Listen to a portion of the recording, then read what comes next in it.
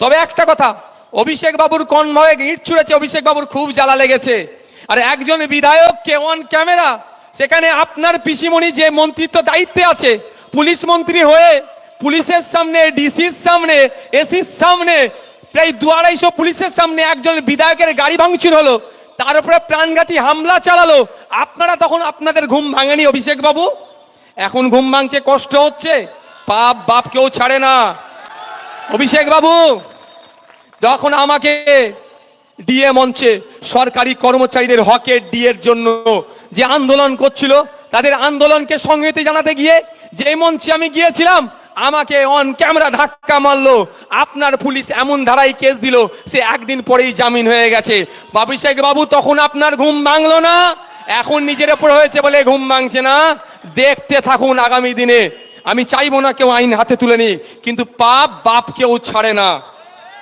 আমার তো মনে হয় সাহস পেয়েছে, আমাকে দেখলো যে নওশাদ সিদ্দিকীর গাড়ি ভাঙচুর করেছি, অ্যারেস্ট হলো নি, তাহলে অভিষেক বাবুকে টেস্ট করে দেখি। যদি সব বেটাগুলোকে ধরে জেলের মধ্যে পুড়ে দিতেন, আমার মনে হয় এই দিনটা দেখতে হতো না। যদিও সন্দেহ আছে যে আমাকে ধাক্কা মারলো, তাকে যদি ঠিক ঠিক ধারা দিয়ে জেলের মধ্যে কিছুদিন রাখতেন, তাহলে আগামী দিনে যে বিধায়ককে, মন্ত্রীকে ধাক্কা দিলে এত বড় কেস হতে পারে, সেই ভয়ে কেউ ধাক্কা দিত না। বরঞ্চ আপনারা দেখিয়ে দিলেন, আপনাদের মধ্যে যারা তোলাবাজি চুরি করে বুক ফুলিয়ে ঘুরছে, আমার তো ভয় লাগছে, ওরা সব ক্যামেরাই দেখছে নওশাদ সিদ্দিকীকে ধাক্কা মারলে একদিন পরে জামিন হয়ে যাচ্ছে, তাহলে এই চোরগুলোকে ধাক্কা মারলে তো মানে 6 ঘন্টায় জামিন হয়ে যাবে।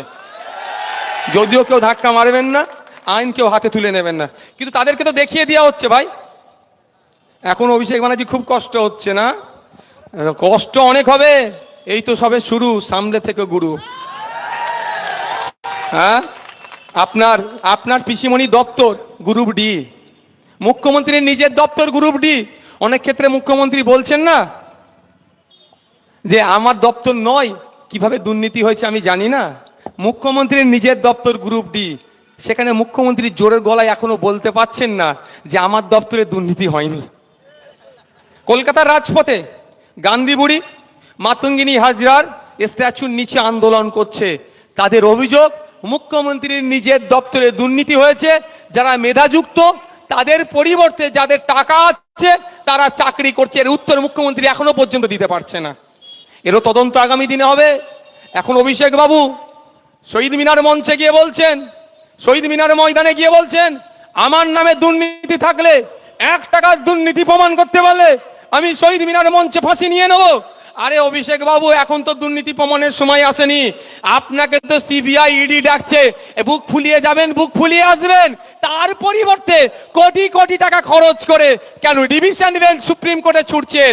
নিশ্চয় ডাল মে কুছ কালা হ্যায়।